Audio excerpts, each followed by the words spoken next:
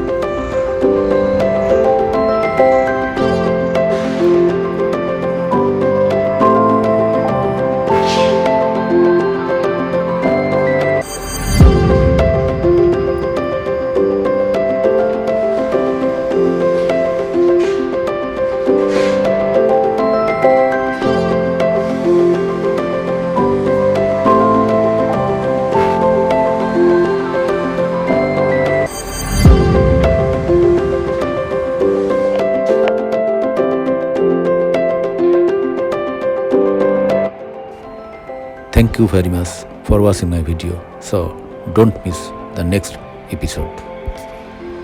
Thank you.